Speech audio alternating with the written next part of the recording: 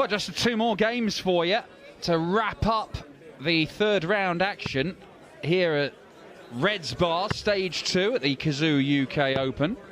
Kim Huybrechts and Luke Peters will wrap it on up, but before that it's Martin Schindler versus Jeff Smith. And if you're looking for reasons why you should listen to myself and my colleague Paul Nicholson, well, the fact is we know about this game. I'd picked out Martin Schindler and Louis Williams to be an absolute cracker this afternoon, and it was a garbage missed double-a-thon. Paul Nicholson had picked out Nathan Rafferty and Ross Montgomery as ones to watch, and they're already out of the tournament. So quite frankly, I don't know why you're listening to us. In fact, many of you have probably turned off. But it doesn't matter. We're going to carry on anyway. It is the Wall and the Silencer going at it for a spot in tonight's action. Martin Schindler rocking his rather sparkly new dart shirt. I quite like it. First leg, Martin to throw first. Game on. Who has shiny mortar in their bricks? Bobby George, probably. Yeah, that's his shirt it actually reminds me of a little bit. Well, look, I think last year Martin Schindler was absolutely amazing. He was genuinely threatening to win his first senior title in PDC darts. He was playing some really, really good stuff. Oh, and you've just dug out a little stat I was unaware of. Yeah, they've only met once. 85. And it was at this tournament last year. That was in the last 128. So apparently Martin and Jeff just play each other when it comes to Minehead in March. Or in last year's case, Milton Keynes. Yes.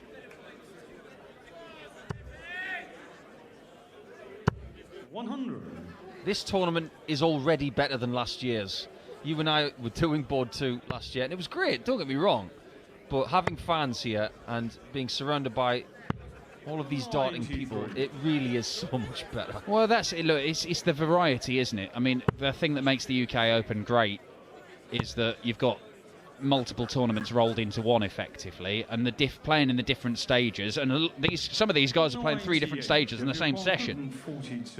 They all bring different atmospheres and different demands. Another one in there would leave tops. Oh, how about this for a start from the Silencer? Double top for a 142. 122. Martin, you're 160. Love that route for 142.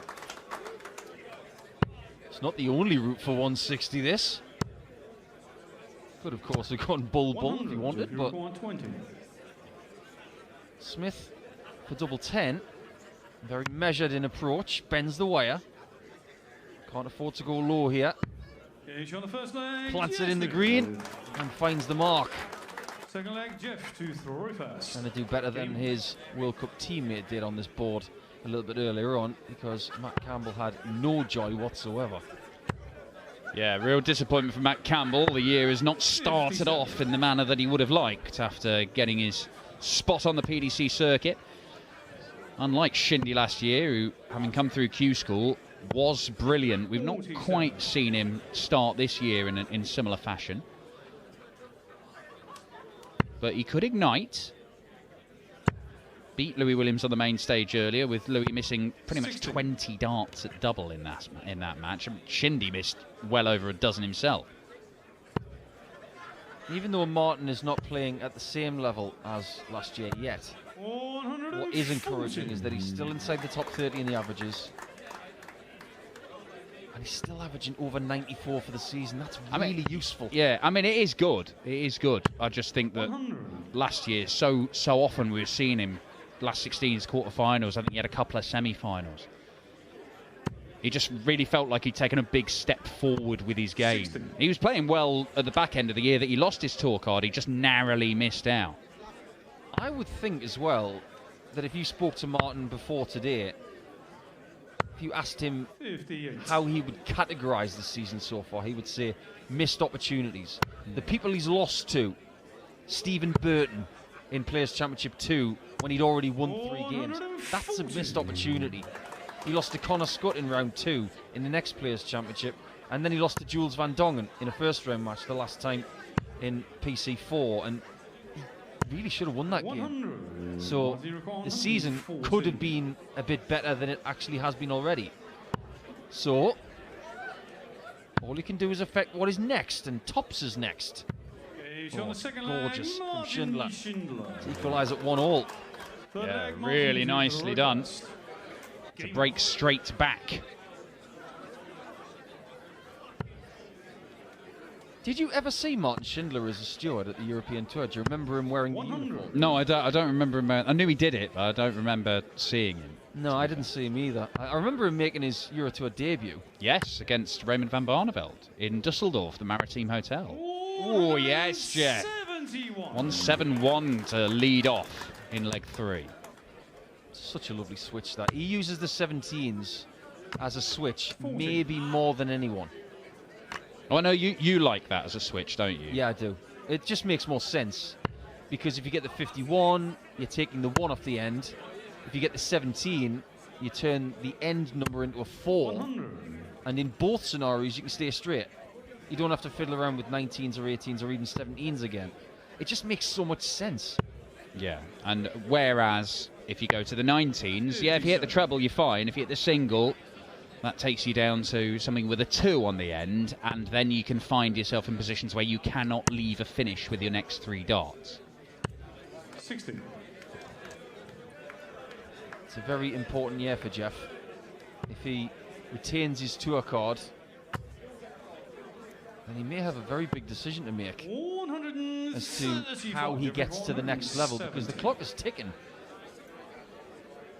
There are things he wants to do in this game before he calls it a day. I mean, that's well off. Easy to. But the opportunity for him to move to the UK is there, but it would involve him moving his entire family, and I'm not sure his family want to move from a beautiful part of Canada to somewhere in the UK. It may involve Jeff having to continue to travel across the Atlantic. Bullseye for him.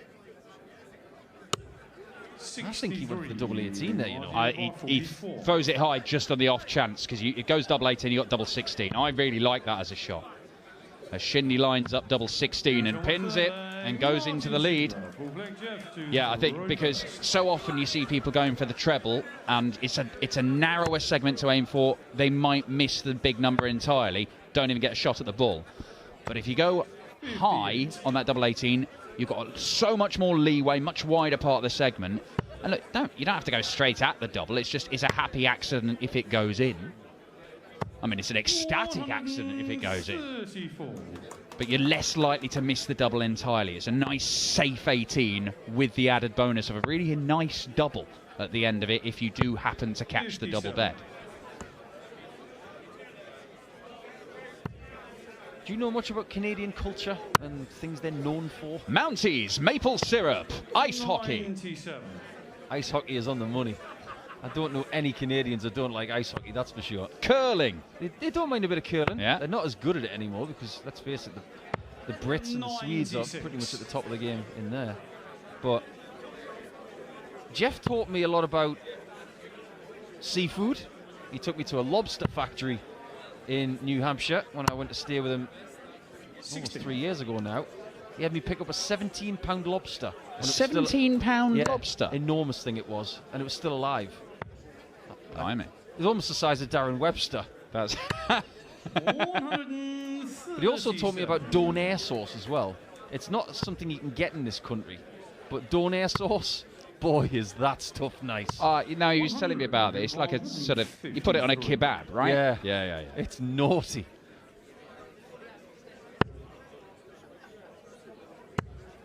Well, he turned up at the Euro Tour at the weekend after a 36-hour journey to get there. Turned up, won his game, celebrated with a kebab. No donair sauce, though.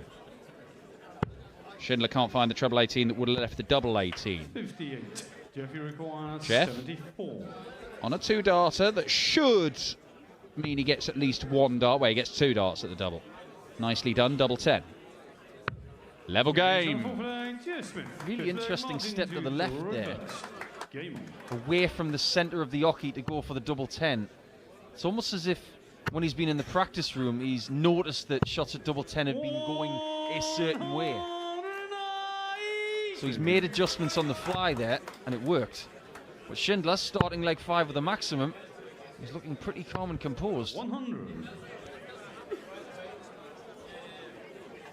If you are wondering who won that match 12 months ago between Martin Schindler and Jeff Smith, it went the way of Schindler. It was 6 legs to 1. It was not close. Well, Jeff's already done better than that by getting his second leg on the board, but Shindy going 5 perfect darts at the start of this one suggests he is going to get his little German nose in front again. Jeff leaving 3-4-2 from where he cannot leave a finish. Ouch. At this level, we have to address that, unfortunately, and it's something that I think Michael van Gerwen brought to my attention more than anybody else, because he tends to look to leave a finish from 4-4-1. You can't, but it's more constructive if you can leave the 1 at the end. Double 8. Plenty of time.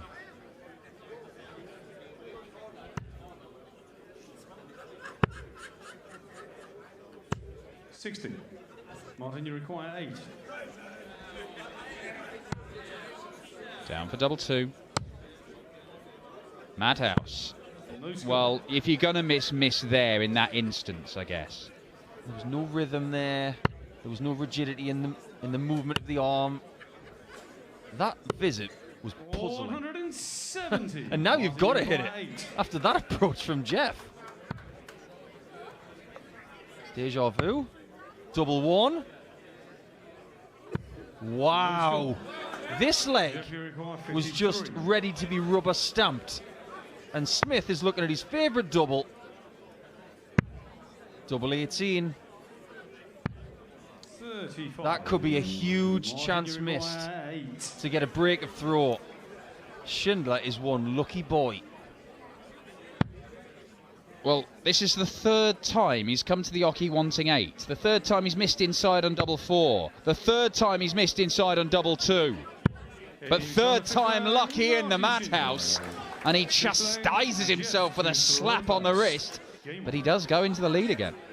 Now, would Jeff Smith feel better if he'd have lost that leg from 250 points back?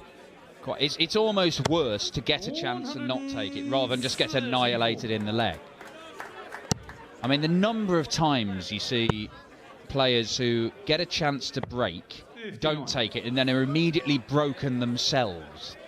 So it's like they've almost expended so much energy to try and get the break, and when it's failed, they're on their heels. I mean, it's just a story we tell ourselves of these random occurrences through games, but you're not going to convince me that mindsets don't make a difference in sport. Go and watch that Danny Baggish game earlier. Amen to that.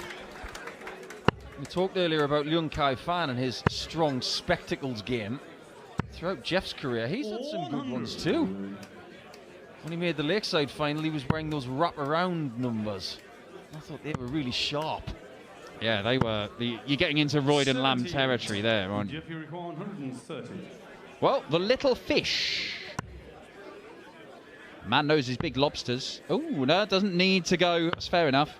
94. I mean, even Jeff, who he says he prefers to play cricket, as in the darts game cricket, than 501. He prefers playing that game. 140. But even he 36. declining the bullseye. Double 9. Oh no. 28. He will hate that Martin, you visit require so much. 44. And even more if Schindler converts 44. Bad sign for Jeff is that single was perfect.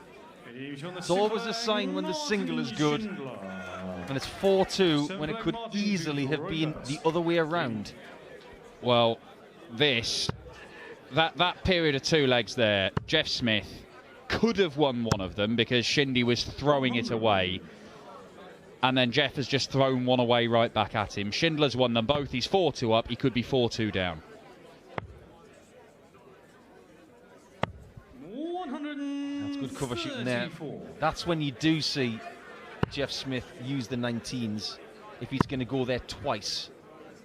If he'd have missed that 57, he would have gone to the 18s on the double switch, because 3 singles leaves 444, which of course leaving 4 at the end of the score, 1 0 or 7, that's when he can stay straight. 97. And obviously you can't leave a finish from 407 or 444, but what you can do is if you hit a straight ton in your next visit, you can then leave a finish with your next visit after that. Whereas if you're on 442, for example, and you hit a ton, then you've got a problem. You cannot leave a finish from 342. So it's worth just having a little think and planning your attack. Somebody like, I've asked Stephen Bunting about it. He's thinking as soon as he gets past 400, he's thinking. Well, sometimes he might even need to think before that. 140. Schindler is kicking now. And Smith's already had a 170 in this match on approach. He's not going to get one to finish like 7. Well, as we know, if he'd gone treble 20, the right shot would be to hit the single 18 and lay of course. when an opponent's on 80. I forgot about that scenario. Double 10.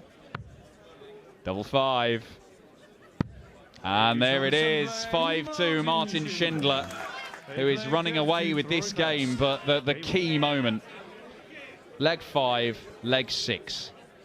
Jeff could have won them both, he lost them both, and he's going to have to win 4 legs on the spin. 91. He has benefited, Martin Schindler, from people missing an awful lot of doubles against him today. Louis Williams obliged with handfuls upon handfuls of missed darts at double. Jeff Smith has missed 10 in this match so far. Shindy's missed 11 himself. Ooh, Robin Hood with a boing. 80. He still finds 80, to his credit. A name in the hat for tonight? Jelle Klaassen. Oh, Beating Jason Lowe. Admittedly with only an 85 average, but he doesn't care. That red shirt he's wearing today seems to be working. you might want to keep hold of that.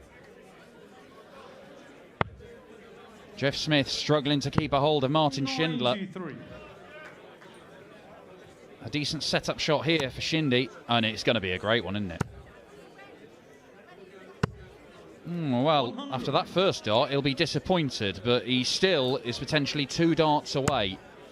Martin Schindler played Jeff Smith at the UK Open last year and did him 6-1. He might be about to do him 6-2 because he might only be about 5'3", but he is a wall that the silencer just cannot get over. Tops. He'll come back for 10s.